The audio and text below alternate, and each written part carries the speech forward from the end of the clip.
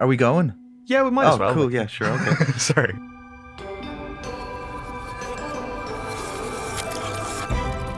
Hello, and welcome to the Arteries. We're a weekly podcast where we talk to creative people about how and why they do what they do. I'm your host, Noël Duplaa. This week on the show, I'm chatting with Kevin Nolan, who is, where to start, he's basically a modern-day Renaissance man. Composer, photographer, singer-songwriter, poet, and one hell of a visceral performer. We chatted about the creation of his debut album, Frederick and the Golden Dawn. I would say strengthen the bass, strengthen it, His need as a performer to find a way to get to the magical state of real gone. You're lost within some sort of realm. And how to make a symphony using vacuum cleaners. If you step back, you might use a word like white noise, but for me it was something very different. So let's get going. Here's our chat with Kevin Nolan.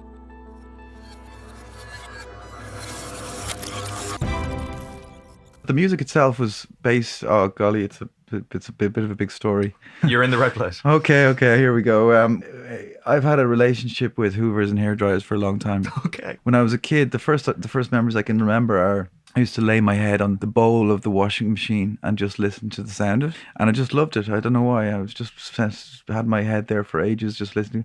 Then I progressed onto this kind of dryer of clothes. It dried clothes. And on the back it had two grates. One was cold and one was hot. And it made a sound. And I got addicted to the sound. I used to get high off it, man. And when I was a kid. And I was just like, ooh, I would go into another world. And then it progressed on and I used to have hairdryers. And I used to just point the hairdryer at me and hold it there. And I might stay there for 5 or 6 hours in a room, pointing a hairdryer at me and just listening to the sound of it and feeling the heat of it. And then I would crawl down kind of in the fetal position and hug hoovers. Okay. Not hug it, but kind of embrace it as such. The sound of the hoover. I would just listen to it I could lie there for a whole day. Just like the white noise of it. I suppose if you step back, you might use a word like white noise, but for me, it was something very different. So anyway, I remember when my father would get very angry. Like, what the hell are you doing, Jesus Christ? And so I remember once he threw the hairdryer into the street and smashed in the street because he was so angry. So I thought, nuts, I know, I'll record it. And so I recorded it, and then I suddenly said, hey, I'd love people to understand what I get out of it and kind of share that with a wider audience and somehow let them experience what I experience. And it became a kind of an arty thing. And I said, I know, I'll make a kind of a Hoover symphony. Okay. And so I did. And I made a lot of different pieces. And I'm currently just going to embark on making a short film, and I'm going to use the Hoover music in it. Okay. The vacuum cleaner music in it. One time I was mixing the Hoover music and the hairdryers and electric razors for your head and electric razors for your beard. And they were putting in a new bathroom for us. So all I heard was grrr. They were using some instrument. And I was like, that's not in my song. I took off my earphones and the guy was drilling something upstairs. So I just went up and I looked and Jesus, he had a wealth of musical instruments. And so I said, can I borrow your jigsaw? So he said, what? This kind of builder dude, he says, as long as you don't hurt yourself, son, or something like this. And so I went down and recorded the electric saw, went back up, took this big instruments, and he took each one off and went down and recorded about maybe 20 minutes, 30 minutes of it, and brought it back up and said, thanks very much. What are you doing? And I go, you don't want to know. This builder guy would probably just, he'd probably run out of the house if he found out what I was doing. So they became part of the piece too. And so I used to make these pieces and various other things with saws as well. I used printers, printers for printing the novel that we hope will get published. That printer, I used printer sounds, just printing out, constantly printing out. They're really beautiful. You fight against yourself. You rock the boat. Pretty soon you're drowning. Pretty soon you're underneath the waves, being pulled down by the waves. Drowning.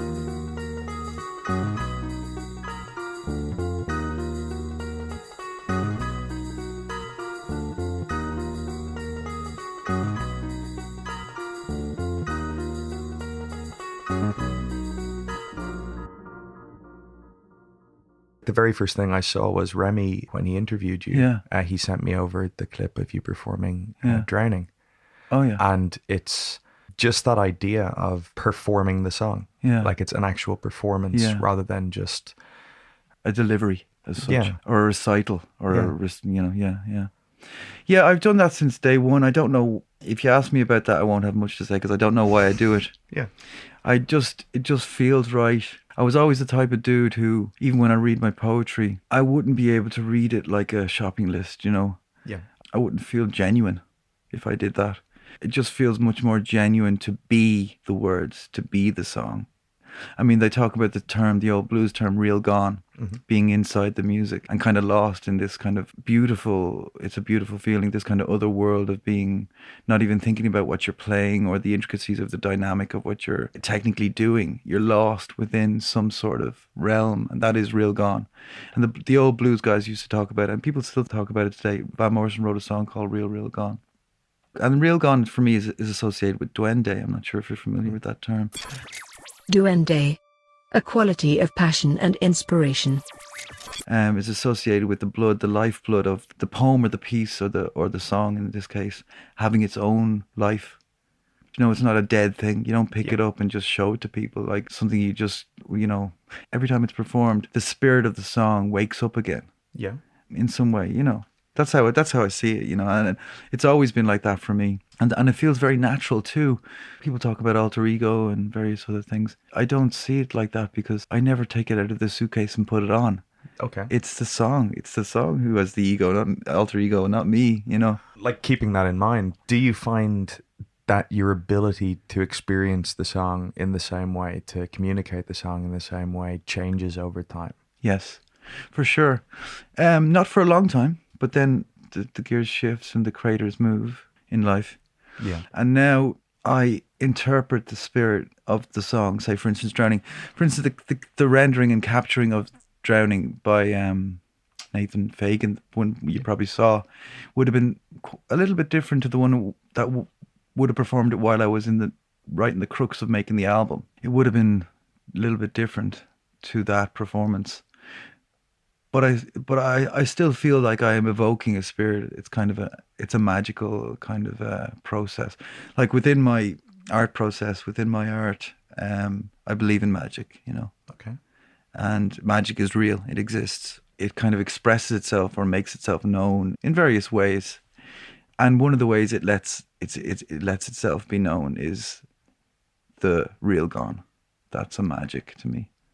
I suppose I'm kind of in awe of the idea of that, in that like that's something that I would always strive for, especially in live performance. And well, actually as well, when you're recording vocals, you're kind of trying to get into that space as well. I think now that I'm just pondering on it in this second, I think it's almost like every day we're trying to be something essentially. We're trying to fit within whatever surrounds us, i.e. if a desk and a computer and a boss surrounds us, we act as a worker. Mm-hmm. If a beautiful woman scantily clad is around us, we act very differently. And essentially we're acting in different roles throughout every moment of our life. Sure. And I think, now this is just me scatting here, but I think the real gone is when you act in a certain way and somehow you completely gel with that action. And it's suddenly not an act. You've cracked the shell of the act by going into it so deeply within a performance that you are actually now you are a god.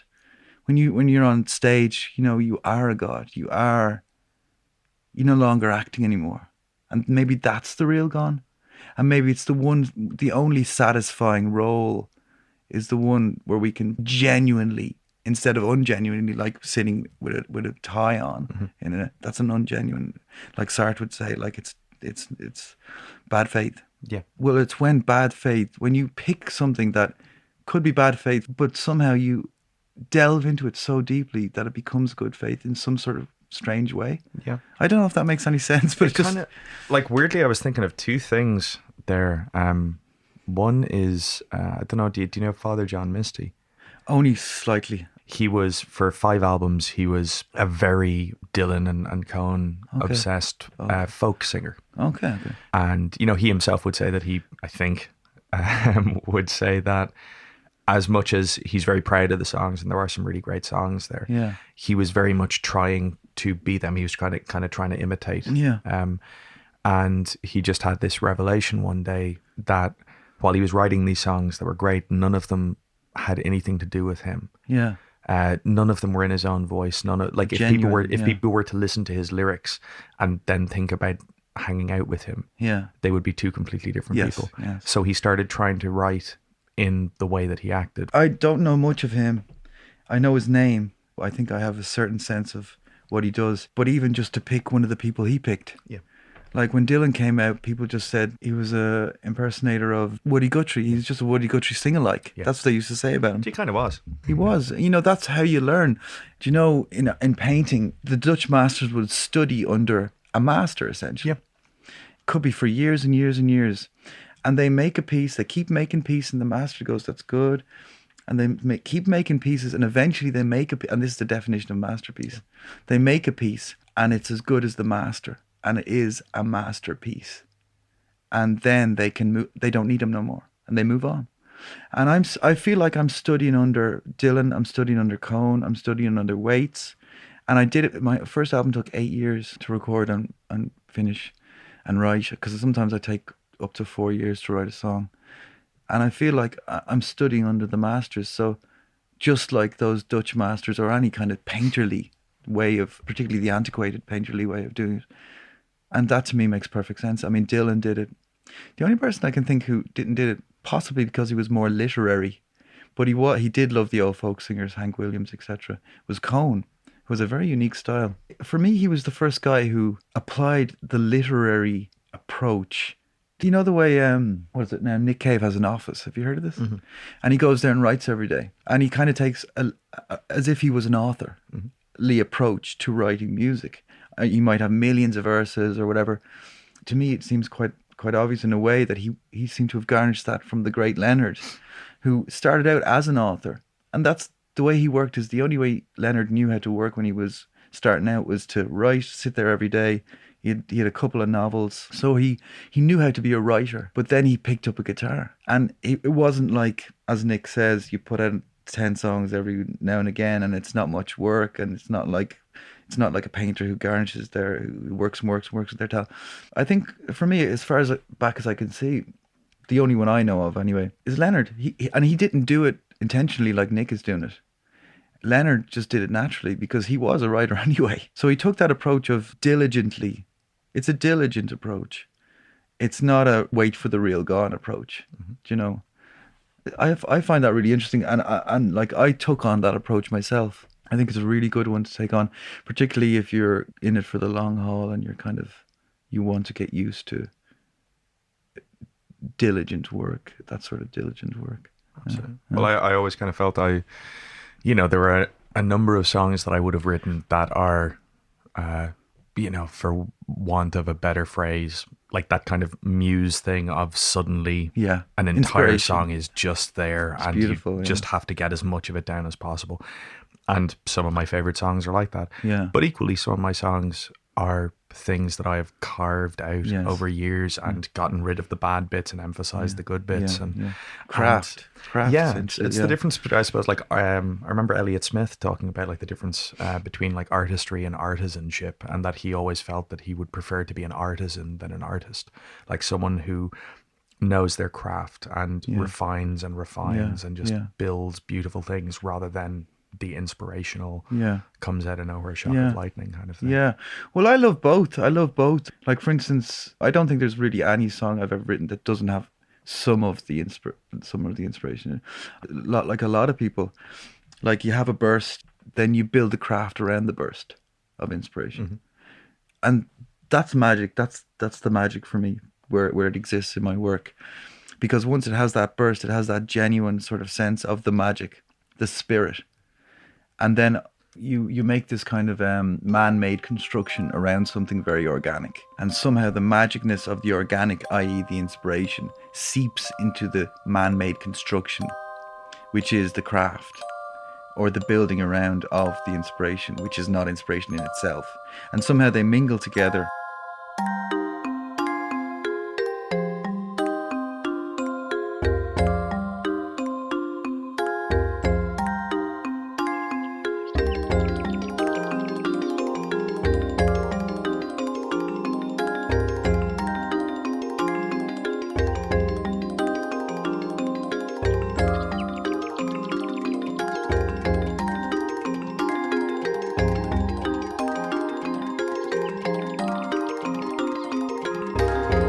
So going back to the first album, Yeah. so you were saying you produced it yourself. Yeah. Well, I had what I might call a shadow producer for some of the songs. Okay. I would say I produced it myself, but what I did was a lot of the songs were recorded on an 8-track, and I would get them to the point as furthest I could get them, and they were pretty much releasable there. Yeah. But I wanted that stamp of quality and professionalism.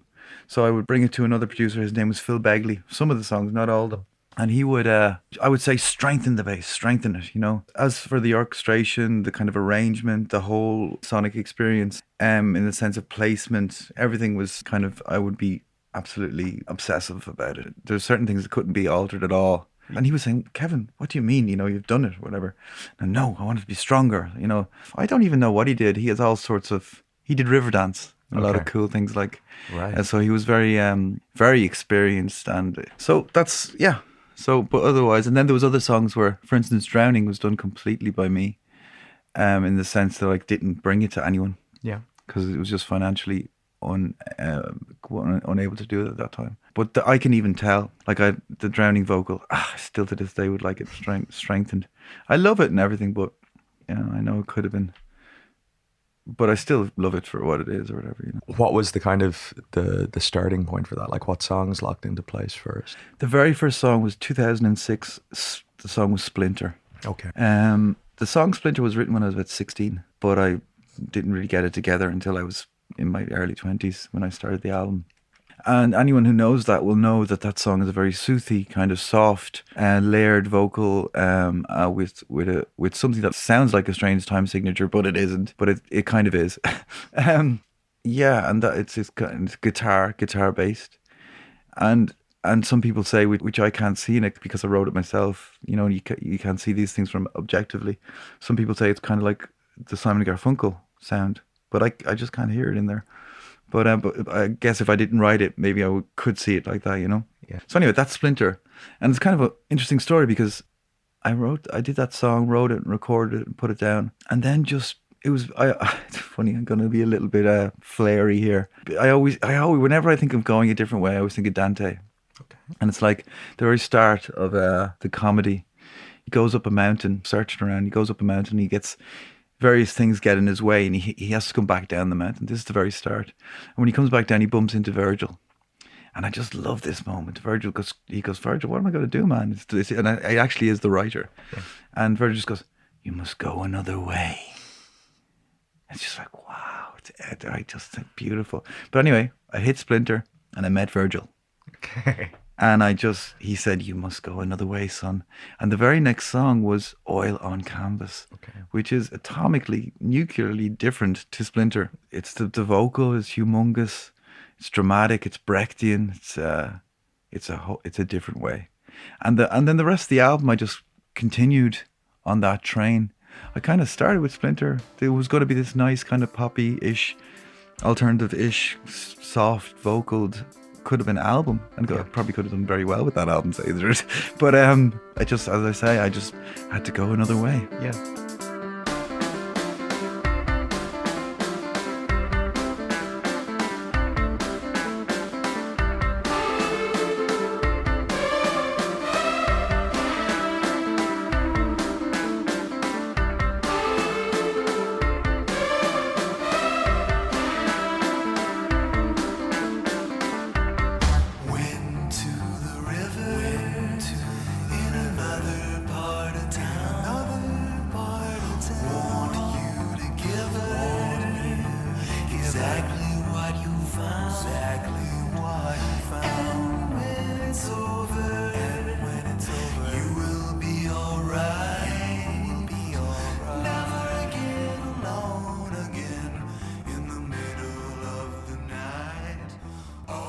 I think some people just feel that they can't express themselves in day-to-day life, and they get to a point where they've probably tried their damnedest to do it, and they end up, and that's just some waffly theory I have. No, I really do agree with that. I think that there's a controlling element, but there is an element that there are feelings that I have, and if I sit down and just tell you the gist of them, they'll just be words coming out of my mouth. But if I can crystallize that and put it to music and get everything to just hit perfectly. Yeah. Hopefully, instead of me explaining it to you, Yeah. it'll make you feel that way. It'll Yeah, just transmit yeah, the feeling directly across. I mean, two things that brings to mind. One is the prayer itself, like the artwork as prayer. Like you make the prayer, you perfect it as much as you can, i.e. song or poem or artwork or novel or whatever. When it's finished and when you've actually realized and completed the work, the answer to the prayer is the perfected prayer itself given back to you in perfect form. Okay. And your perfected prayer in its finality of expression is the answer itself. You know, is God finally, he's finally reacting to a prayer, is when you perfect the prayer enough for you to be somehow cleansed by its very existence and in your understanding perfection by itself, you know. I think that's almost like that's thematic with what we were discussing, the idea of the process becoming the effect. Yeah. Yeah, that's kind of interesting. Yeah, it's kind of like, yeah, more or less what I said. Like I really sometimes feel like that, and an expression itself. But the other thing it brings me to is, like, I remember thinking, in general, that language was a really unhelpful way to communicate in a lot of in some ways. So let's say it's the year 3000. Like for me, in my artistic practice, as I understand it so far at this point in time, I may change, is that communication is ultimately impossible. But what you're saying kind of is akin to an idea I had where we may surpass the ultimate element of it. And say if I said to you, how are you? And you go, you know, up and down, left and right, you know, whatever, you know. What does that really mean? It means nothing. It doesn't tell me anything about how you're feeling, you know, or any particular person. But imagine in the year 3000, you had this button, much like Star Trek, much like the bleeper on Star Trek, where you just took it off, say you took it off your chest or your shoulder, and you placed it on the shoulder of the person that you wanted to express how you were feeling to. And he suddenly was inside you. He felt exactly. So it's the situation where you go, how you feeling? Up and down, you know, let's see. And you go, Jesus Christ, you're feeling like that, man. You poor thing. Jesus, I can't believe you're going through that. You know, and suddenly it's ultimate communication. Yeah. And the idea of the problem of language. But in a way, I kind of got that sense from what you were saying about the artwork as ultimate communication in a way. Because if you can make somebody feel, I mean, think about that enormous nuclear song by Leonard Cohen, famous for Raincoat. I mean, the amount of duende and feeling in that. Mm-hmm. If you can make somebody feel the way that song can bring out in many people, and probably practically everybody, nobody's immune to that song. I guess it's what you're saying, and what I'm saying too, in different ways, you know. I think, just to poke a hole in my own theory though, and it's part of the beauty of it, I think, rather than a massive flaw, but even if you beam exactly the sentiment perfectly into someone else's it's them life, feeling, it's still their life. Yeah, it's still them feeling what you're feeling. Yeah, so they're still, it's still merging with their stuff. There's still a distance. Yeah, there's still a distance. You're right, I didn't know. But I think that's it. I think that's the connection of it, is if you just got across exactly how you feel, that's not pure connection. Right. If you get this abstract sentiment that is your perfected version of how you feel. You're talking in the sense of a work of art. Yeah, and it attaches to their life. Yeah. That's way more connection than just transmitting what you feel. Because they're interpreting through their own lens. Yeah, it attaches to them essentially. Okay. So they have your pain or happiness or whatever, and their life filters through that and kind of breathes into it. It kind of makes you kind of hopeful about art, I suppose, talking about it. Well, you know, sometimes I think everyone's going to be an artist in the future. It's the only way to express yourself. This language thing, let's get rid of it. Find a way. That's what we have to do. Find a way. Sure, her heart is weak. She can't speak. But we'll go through the forest, we will cross the river, we will bring the forest down. That's another thing that crops up in my mind constantly. The idea of the editing process. I mean, like Beckett did this amazing thing where he wrote in such a way that you felt like it was straight from the mind. Yeah. He just reached into his subconscious. He grabbed it, dragged it out and threw it on the page. Mm-hmm. You don't think it went through the whole process of mind to word to editing the word into something that makes sense to typing or writing. The whole journey, the train journey, goes from the actual feeling of, say, an existential feeling. The train journey from that feeling through the mind and all its various different understandings of expression and how to express and language itself, to the page, to the prepared line in the mind, to the then re-prepared line on the page. It's the distance from the actual genuine original thought is immense for me. And there is no technology that can help you with that so far.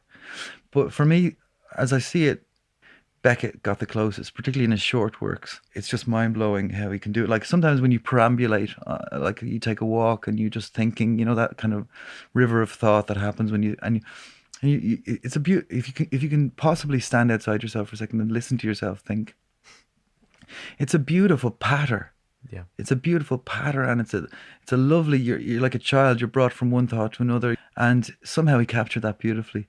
That would be some technology. And you know, that brings us to music, and maybe even just saying, thinking of a song, and maybe using a technology to translate an emotion that's not a guitar. That's kind of like, I often thought when I was a kid, when I didn't have anything, you know, I was thinking of all these lovely songs, I could make amazing songs. I couldn't record something that was the same as what was in my head. Yeah. And I'm thinking, God, I just got to wait a few years and I'll make something, whereas I can think a song. And it's getting scarier and scarier. It's very hard to be an artist today because of all the technologies that make it so damn easy. The stuff that you used to do that was so difficult as a kid and you were thought was brilliant for doing it. Yeah. Now is, and you're kind of thinking, Jesus, maybe I got to just move into the technological world rather than art, you know. You can still garnish genuine thoughts. Like my book, Schizo Poetry. It's quite a unique book, so I think I think the unique idea is still stronger than technology. Do you know? Yeah. I feel no matter, you just got to dig deep for those ones. You know, those ideas. Yeah, if you just dig deep, and I also find if you mix mediums, I think to myself sometimes, like, I just take one art form, I look at how the structures. And I take a structure from that art form, which is alien to the one I'm working in, and I place it in my own art form as a structure and a restraint. And also, it's a very becomes very much a work ethic, because you have to work within the structure. I always say very true to the structure, but it's not a structure of music. Okay, so give me an example. For instance, a good example of that was in my first collaborative book called Schizo Poetry Fragments of Mind. For the last poem of that book, what I did was I was writing a book of poetry, but I was thinking of music. So I said to myself, okay, right. So like, you can cover a song, you can make a cover of it. Okay. So you can, like, I can play whatever, Bob Dylan or Nick Cave, Van Morrison, and I can do a cover. And that's a well accepted appreciation songs or something, I think they were called at first or something. So I looked at the history of it and I tried to find, just looking at the structure of how it worked. And I said, a cover song, okay, it's very acceptable in music, but why hasn't anyone made a cover poem? Yeah. So like, why can't I take John Donne, slap him in my poetry book and be really brazen about saying, no, this is my art. This is what I'm creating, a cover poem. You may not understand it yet, but maybe it's a new form. Yeah. Who knows? But and actually feel a bit kind of like you're breaking laws. That's nice. It's nice to do that. Like, you're breaking a law. How dare you do that? Well, no, look, you know. So I did that, and I put the cover poem down. And what I did was, I didn't, because I was thinking, how does a song work? Okay, so you don't change the lyrics, you don't change the chords, you just change the form and the feel. So that's exactly what I did. I kept all the words, but I changed the form, and through technique of punctuation and syntactical kind of alterations, I altered the original on the page so that it reads differently and actually has different meaning. Yeah. But it's the same words. I never altered as you would with music. And so created the cover poem, and I put a little footnote at the end to explain it. And I made a series of cover poems then for a while after that. I haven't done one in a while. I could do a book of cover poems, I don't know. Yeah. But you see what I mean? It's a lovely idea, yeah. Yeah, I mean, like, that kind of thing. And that's what I mean by a good concept and a good idea can supersede the technologies that are around us. Yeah. If you have a good general idea. I mean, the idea of putting, I believe the idea of putting stet, a literary term, a typesetter's term, and using it for a lyric, and its meaning. Yeah. In a conceptual sense. I don't think that's ever been done before. Yeah. You know, so I do have a thirst for being original for some reason, even though I think originality is overrated. Yeah. But pushing into new territory. I think, and also I find constraints. I mean, there's a famous quote it's either by Churchill. It might be Churchill who said it. He said, "Man does great things, but not in situations of his own choosing." Okay. So you take it and you think about it. It says, "Oh, look, I did this really cool thing. Like, for instance, I made my first album, but at the time in my life, I was going through complete hell." Mm-hmm. So you think of that as a situation not of my own choosing, and maybe I produced something of worth. Mm-hmm. But then what about taking that as an artistic conceptual idea and saying, aha, so what I'll do is I'll create in my work a restriction or some sort of situation that ceases me from being fully free. Okay. And work within that and push against it. Because essentially it is, if you don't have something to push against, you'll get weak. Mm-hmm. You need stress to keep yourself strong. Even in the sense of a muscle man, kind of, if he doesn't have the weight to lift, you need resistance, yes. But if you orchestrate that yourself, you put yourself in a position that's not necessarily, it wouldn't be free. If you go through it, I just see artist after artist, and they're particularly the ones that I would say of worth to me. They always talk about this idea, and it's almost associated with real gone in a sense. Maybe it's the modern understanding of real gone, who knows? But it's this sense of freedom from society, from constraint, from all these things, right? So I was thinking, like, even to show you how my artistic brain works, I was thinking of taking every single example of an artist expressing how music makes them free and making a piece out of it. Okay. As kind of an understanding of the ultimate goal of being an artist is to be free. Is that true? I don't know. Yeah. It's just, I'm just throwing it out there. It's definitely been said by many. Whether they fully understand their wants, who knows? But that's kind of how my little brain works. Yeah. Yeah.